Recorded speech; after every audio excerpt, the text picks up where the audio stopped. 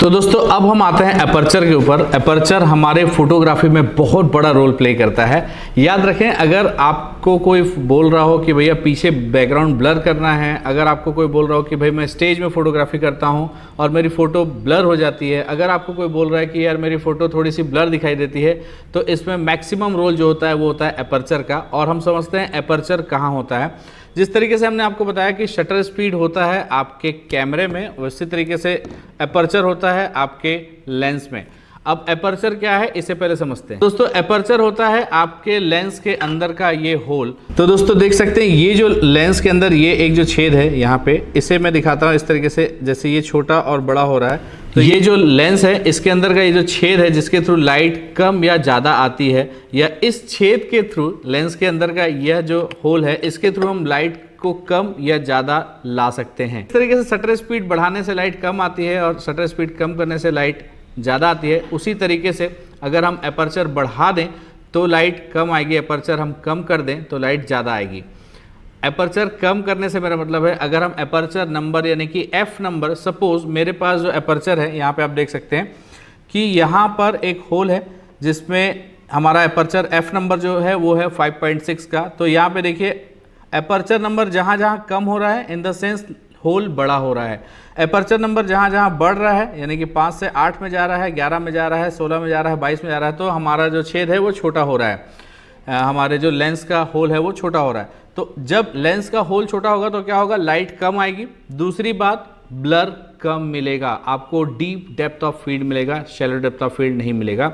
अगर आपको background blur करना है या अगर आपको फोरग्राउंड ब्लर करना है, सपोज आप प्री वेडिंग शूट कर रहे हैं, आपको आपका जो बैकग्राउंड है वो उतना अच्छा नहीं है, आपको उसको ब्लर्ड आउट कर देना है, तो उस कंडीशन में आपको एपर्चर रखना है 2.0, 2.8, 4.0 या 1.8 या 1.4, जो भी आपके पास एपर्चर नंबर छोटे हैं यानी मिनिमम एपर्चर नंबर है वो रखने हैं। आपको एपर्चर नंबर मैक्सिमम तब रखना है जब आपको सारे की सारी इमेजेस शार्प लेनी है, आपको फोरग्राउंड भी शार्प लेना है, आपको बैकग्राउंड भी शार्प लेना है, कि सब कुछ आपको शार्प लेना है। उस कंडीशन में आपको एपर्चर रखना है ज़्यादा। अब इसमें एक मेन इंपॉर्टेंट बातें हैं कि कई कंडीशन ऐसे आते हैं प्री वेडिंग शूट में या आउटडोर फोटोशूट में, जब हमें फ़ोटोज़ क्लिक करने के समय पूरा बैकग्राउंड अच्छा चाहिए होता है, क्लियर चाहिए होता है। तो उस समय में हम वाइड एंगल लेंस के साथ बड़ा एपर्चर रखते हैं, तो हमारे बैकग्राउंड पूरे के पूरे क्लियर आते हैं और एक ड्रामा क्रिएट होता है। कई ऐसा सिचुएशन आता है जब हम फोटो शूट करते हैं तो हमारे पास बैकग्राउंड उतना अच्छा नहीं होता है, उस कंडीशन में हमको क्या करना होता है, बैकग्राउंड को ब्लर कर देना रहता है। तो जब हम बैकग्राउंड ब्लर कर देते हैं तो हमारा जो मेन फोकस है वो चला जाता है सब्जेक्ट के ऊपर और हमारी इमेजेस बहुत अच्छी दिखाई देती हैं।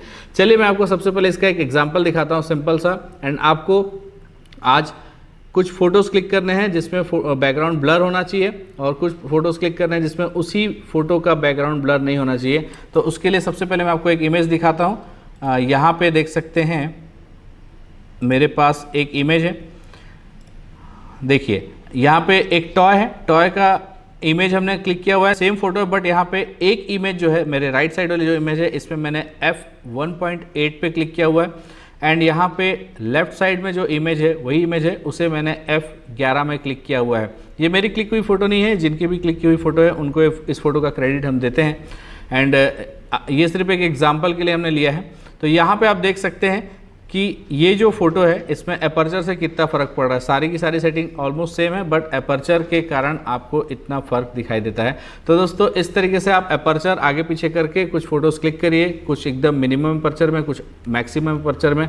अगर आपके पास प्रॉपर लेंस नहीं है, अगर आपके पास प्रॉपर प्राइम लेंसेज नहीं है या जूम लेंसेज जो जैसे 70-200 2.8 नहीं है तो घबराने वाली बात नहीं है। आपके पास जो भी लेंस अवेलेबल है, सपोज़ आपके पास 18-55 भी अगर है तो आप कोशिश करें कि 55 mm में उसे टिल्ट करें एंड उसके बाद कुछ फ़ोटोज़ लें आप 5.6 के अपर्चर में एंड कुछ फ़ोटोज़ लें f11 के अपर्चर में, और उसके बाद वो फ़ोटोज़ मुझे आप टैग करें या वो फ़ोटोज़ हमारे ग्रुप में डालें और उसके बाद मैं आपको देख के बता पाऊँगा कि वो फ़ोटोज़ कैसी हैं और उनमें और क्या किया जा सकता है। तो दोस्तों आइए अब हम चलते हैं ISO की तरफ।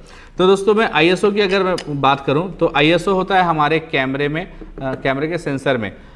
अगर आप पुराने कैमरे की बात करें या मैं पुराने कैमरे की बात करूं तो उस समय जब रील आते थे तो वो रील हुआ करते थे 100 ISO के या 200 ISO के या 400 ISO के।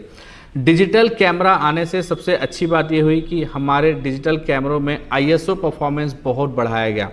ISO होता है बेसिकली लो लाइट कंडीशन के लिए। अगर आप लो लाइट कंडीशन पे फोटोग्राफी कर रहे हैं और आपको अच्छी लाइट्स नहीं मिल रही है एपर्चर के थ्रू और शटर के थ्रू, तो आप क्या कर सकते हैं, ISO बढ़ा के फ़ोटोज़ क्लिक कर सकते हैं। बट ISO बढ़ाने से एक बहुत बड़ी प्रॉब्लम ये होती है कि जब भी हम ISO बढ़ाते हैं, ज़रूरत से ज़्यादा बढ़ाते हैं, तो हमारे इमेजेस में नॉइज़ एंड ग्रेन्स आते हैं। सबसे इम्पॉर्टेंट बात यह है कि इस चक्कर में बहुत सारे ऐसे फोटोग्राफर्स हैं जो नॉइज़ आ जाएगा ये सोच के इमेज लेते ही नहीं है, या फिर उस इमेज को दूसरे तरीके से क्लिक कर देते हैं, उसमें प्रॉपर फ्लैश डाल देते हैं और बहुत हार्श फोटो या हार्ड फोटो ले लेते हैं। उस कंडीशन पे आपको हमेशा समझना है कि आने वाले समय में जब मैं आपको लाइटिंग के बारे में समझाऊंगा तो आपको इन सारी चीज़ों का ध्यान रखना है। तो दोस्तों, नॉइज से घबराने की बात नहीं है। इमेज नहीं लेने से ज़्यादा अच्छा है कि आप इमेज ले लें और पोस्ट प्रोसेसिंग में आप नॉइज़ को हटा सकते हैं। तो आइए मैं इसका एक छोटा सा एग्जाम्पल दिखाता हूँ। मेरे पास यहाँ पे एक इमेज है, जैसे एक छोटा सा इमेज है, इसमें आप देख सकते हैं सेम शटर है, सेम स्पीड है, सेम शटर स्पीड है, सेम एपर्चर है। बस हमने इसमें डिफरेंट क्या किया है, ISO डिफरेंस किया है। इवनिंग की ये फोटो है जहाँ हमने 100 का ISO रखा है, इवनिंग की वही फोटो जहाँ पे हमने 200 का ISO रखा है, 400 का ISO रखा है, 800 का ISO रखा है। तो यहाँ पे आप देख सकते हैं कि लाइट कंडीशन काफ़ी चेंज हुई है। तो इस तरीके से आपको समझ में आएगा कि अगर आप ISO बढ़ाते हैं तो लाइट इंक्रीज़ होती है।